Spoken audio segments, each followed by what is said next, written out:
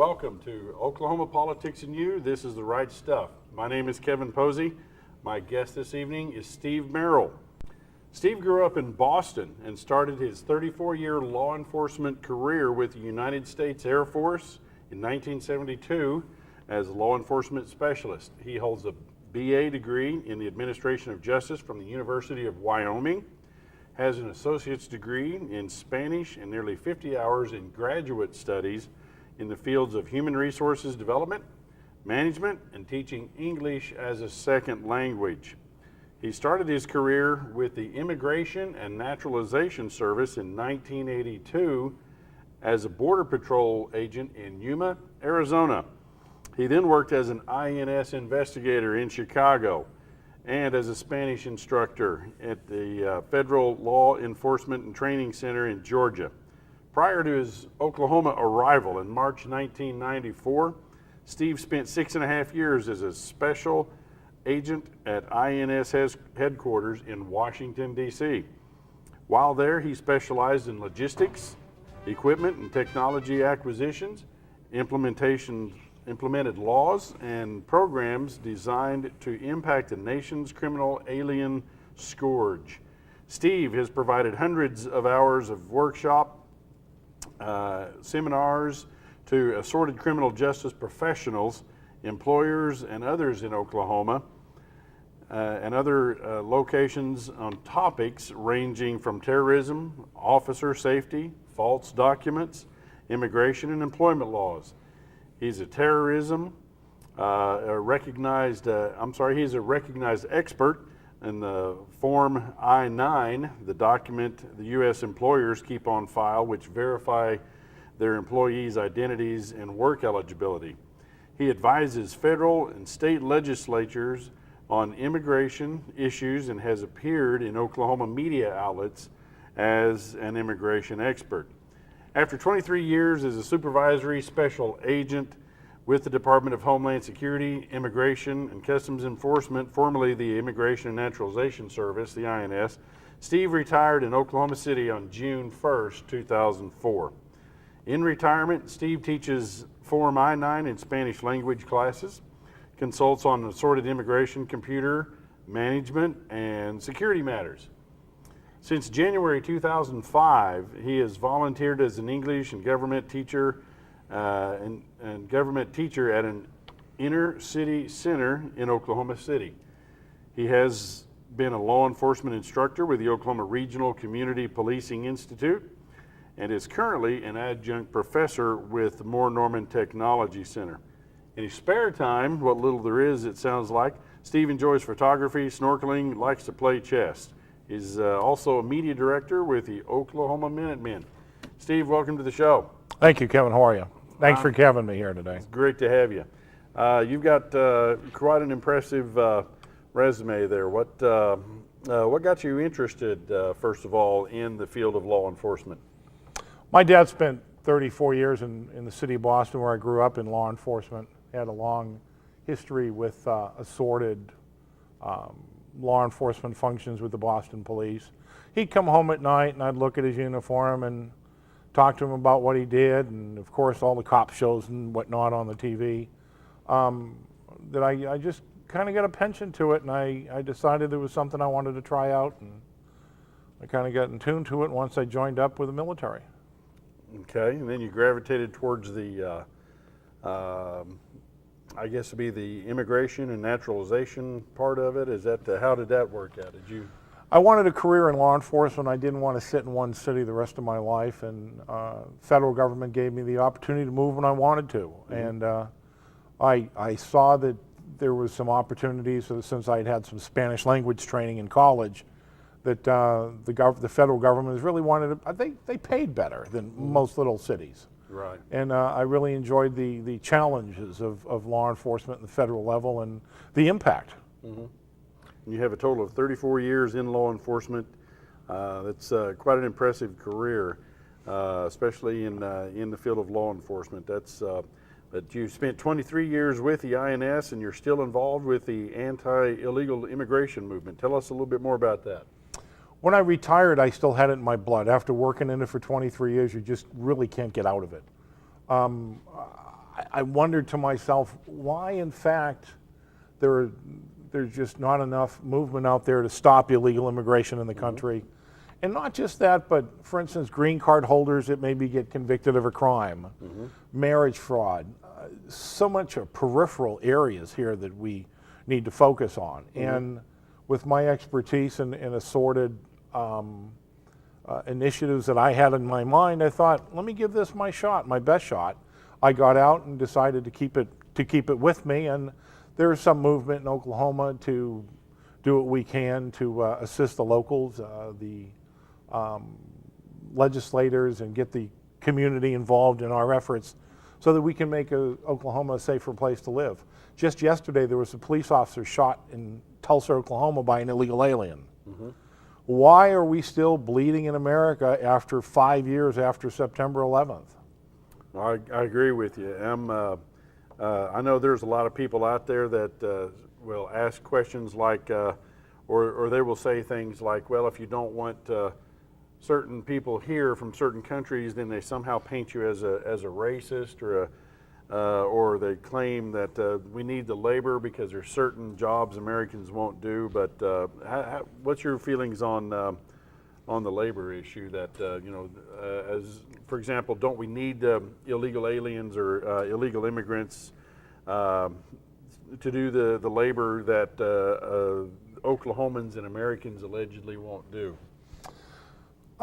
We need labor in this country to do everything, whether it's running the White House, picking our crops, cleaning our hotel rooms, enforcing our immigration laws, but we need them to do it the right way. We are a nation of laws, a rule of law, if you will. We have so many different occupations out there that we can fill through the right way. And if in fact Congress decides there are not enough people in a certain occupation or whatnot, they ought to address those individual occupations as opposed to a generic or a blanket one. They have the H and the L and the M programs right now that they can import labor from foreign countries if maybe we don't have enough people to pick our lettuce, to provide us other services. A blanket amnesty program, I guess, is really what it boils down to. This I call it the guest worker amnesty fraud program that the administration is trying to purport to our citizens, is basically that. Number one, it's not good for several reasons, and if I could digress for a moment. Sure.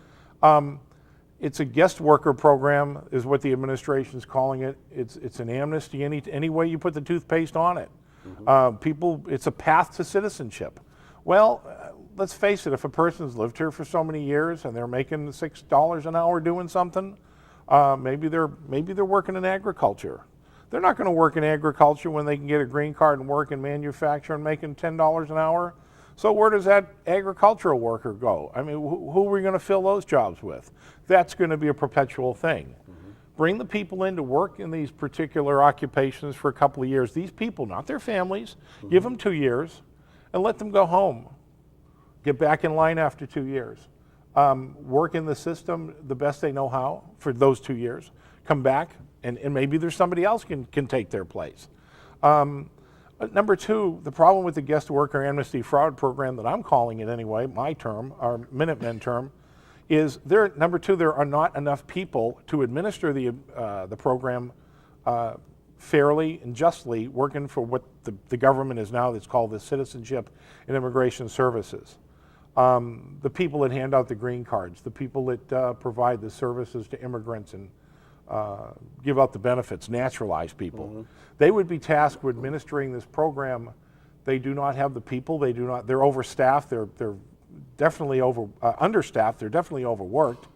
It's been riddled with fraud. The Government Accountability Office has given out at least 2 reports concerning the efficacy as well as the legitimacy of the agency. Right now they can't process people enough time.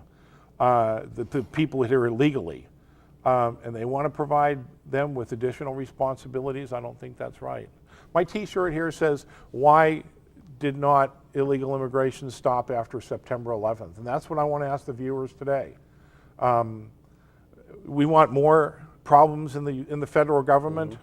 There are regulations that would be implemented with the guest worker amnesty fraud program that do not allow the investigators and the administrators of that program to look under certain parts of that file concerning biographical information. If Joe Suckfinger come in and applied for this program, they fill out an application and they say that they were a member of Al Qaeda, maybe a driver for some Osama bin Laden or something. They cannot use that intelligence information and connect the dots, if you will.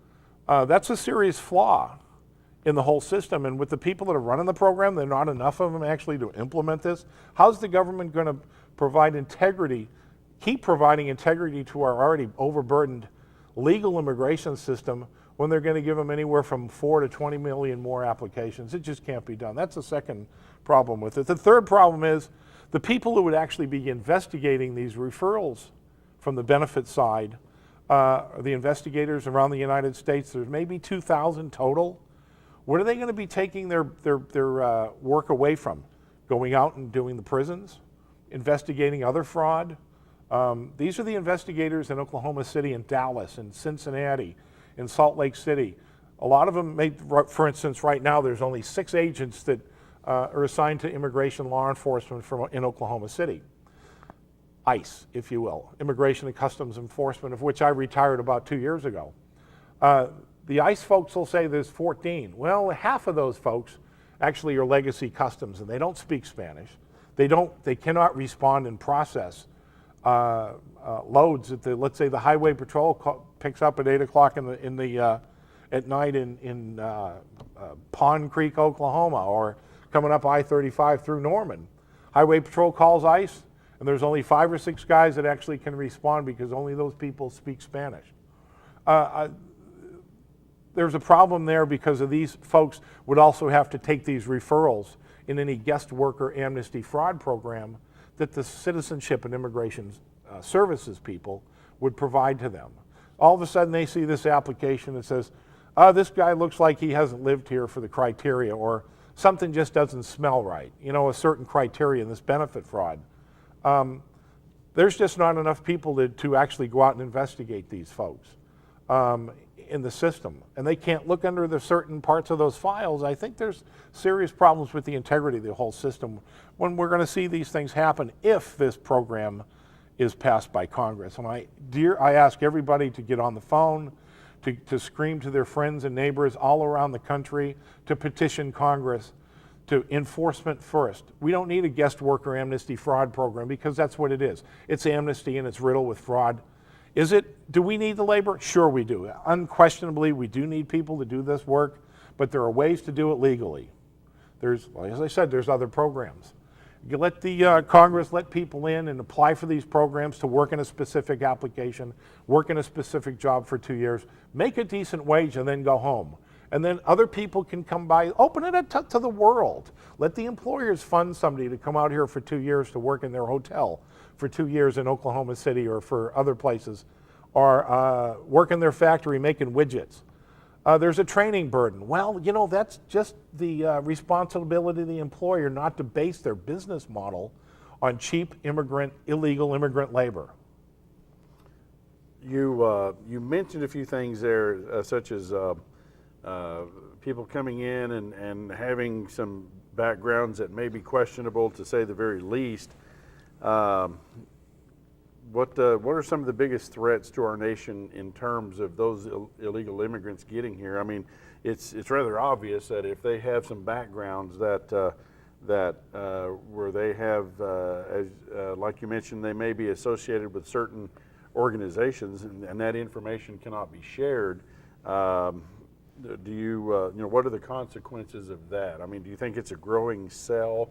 Do you think there's a lot of are terrorists from illegal immigration, illegal immigrants? Do you think there's a lot of them here? You think they're creating larger cells? Do you think there's going to be another attack similar to what we saw on September 11th? I hope and pray that the Lord takes care of us, that there is not another attack. There's documented evidence out there in the open source media that there have been people caught on the Mexican border, coming across the Mexican border from countries other than those Hispanic ones that were in the Western Hemisphere, between Alaska and the bottom of South America. There are people from the Middle East that have been caught by the Border Patrol and other places that are trying to cross illegally into the United States.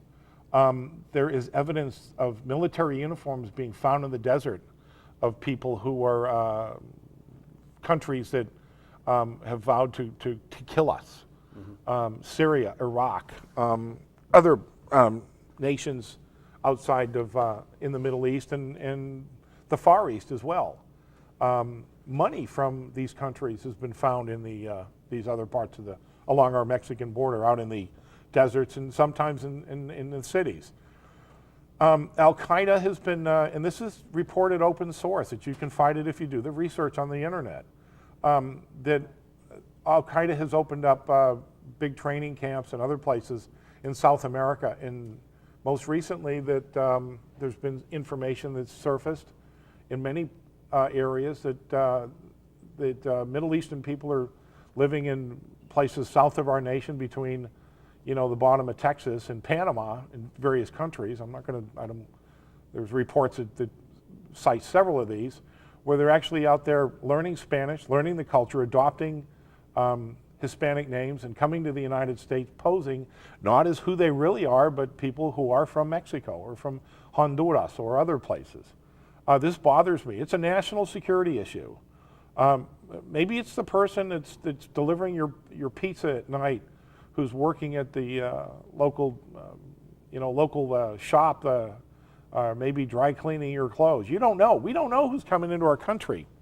And I don't think we're doing enough right now to stop this problem. I think we need to quadruple not only the Border Patrol out there, the fences needs to be built. They need to fast track that, fund the entire 800 miles out there.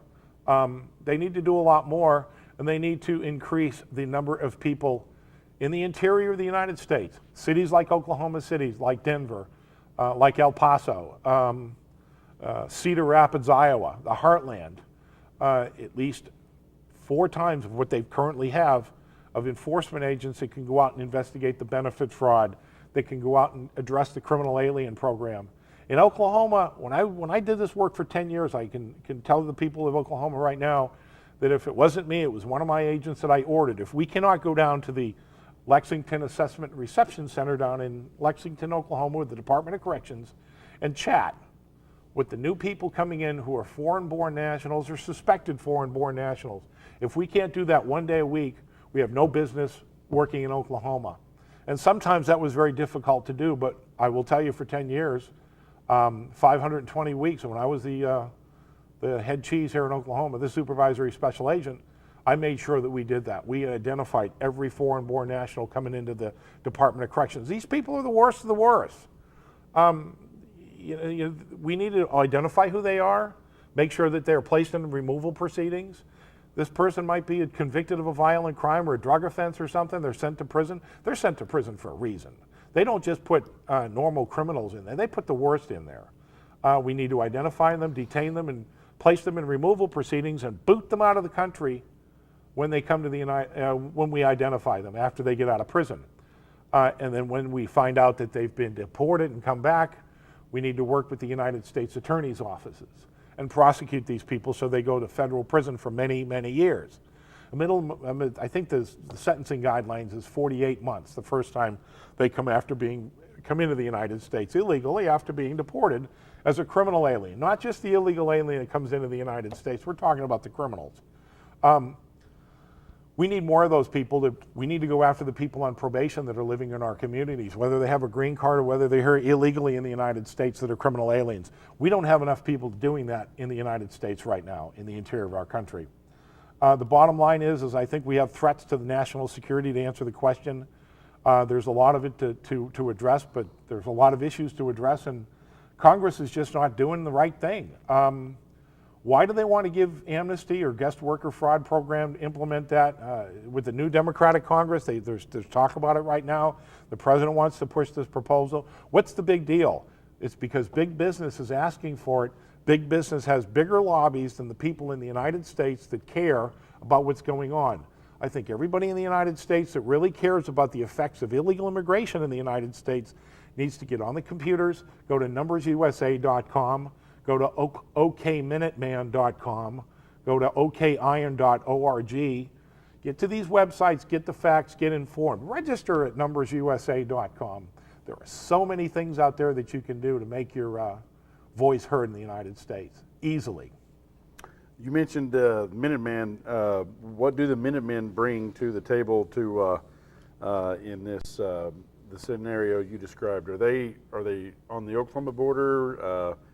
Are they actively going throughout the state of Oklahoma looking for illegal immigrants and reporting them, or is that even a possibility? What if you actually know of an illegal immigrant? I mean, is there something you can do? Call the police department locally, or is there an 800 number, or is it just something you just have to live with? You can live with it, and a lot of people are. A lot of people, I think, went back to sleep after September 11th. You can call 1-866-DHS-2-ICE. If you can't remember this, just go to ICE and Google Immigration and Customs Enforcement. You can find the numbers. You can call the 800 number, provide to the agent who picks up the telephone the specific information about where they are located, maybe license numbers, where they work, a description of these people, why you think they're an illegal alien, where they live, what country they're from. The OK Minutemen and all the Minutemen throughout the country try to augment the forces, the federal forces right now, and they have been for years now in enforcing immigration laws. We get information that we pass on. People trust us. We have people with the Minutemen, as well as myself, that somebody will call us, they'll write us a letter, we'll follow this up and ask them more information so that when they write that letter to ICE or when they provide the information to us, we'll forward it to ICE. We're like anybody else. They're not giving us any special treatment. But we'll identify places in Oklahoma, for instance, down there near 29th and Walker, Southwest. A couple of months ago, we went up there and put Minutemen watch in the area because we actually heard that there were some particular locations down there that were hiring people who were unauthorized to live in the United States, and many illegal aliens were concentrated in some residences down there. We got this information, we provided it to ICE, we did some other work with them in terms of providing, giving this information out, and we decided let's do something out there, and we put up some signs and said we're watching you. So you put up some signs, you made some contacts. Does law enforcement works well with you in that area, or I'm sure it probably depends on the city, the community, I suppose. But overall, how is the relationship with the Minutemen and the local law enforcement? I think in Oklahoma, the local law enforcement, at least in the Oklahoma City area, is not against us. I think that it's not politically correct to be with us. Individual officers in their heart, they know we're doing the right thing. And I think for the most part, local law enforcement throughout the country wants to do the right thing and work with us, work with any immigration law enforcement. But again, they have big business that are screaming at them. This is a racist thing to do. We're not racist. If you're an illegal alien, we don't care if you're from China, France, New Zealand, or Australia. We want to report you to the authorities. Yeah, if you broke the laws to get into this country, I don't see why you should be rewarded. I know as an American, I had whenever I decided to go to college, I had to pay the tuition, I had to pay the fees, and it really angers me to see some of these things that some illegal immigrants, they're getting free tuition or reduced tuition or something of that nature, I've got to pay taxes just like every other American, and it really angers me that I know a lot of illegal immigrants don't have to do that, but yet, it appears that they're getting by with, stuff in their pockets with American money, and it's aggravating either way you look at it for me. And I'm all for coming up with some plans like you. I hope that they do the fence, they fast track the fence, and I hope Bush can get that done before he leaves office. So we've got about just under a minute before we have to go, Steve. Why don't you give us some of those? You give us www.okminuteman.com. Minuteman.com, that's correct. M-A-N, okay. Man.com. Numbersusa.com. okiron.org. You can go to some of these websites. They have a lot of good links to other places that you can go to that will really give you. I ask the American people, people of Oklahoma, there's so much information out there. You need to get all the good information, get the research, get informed. Okay, my guest has been Steve Merrill. Thanks for coming this evening. Come to see us. We appreciate you stopping by. We'll see you next time.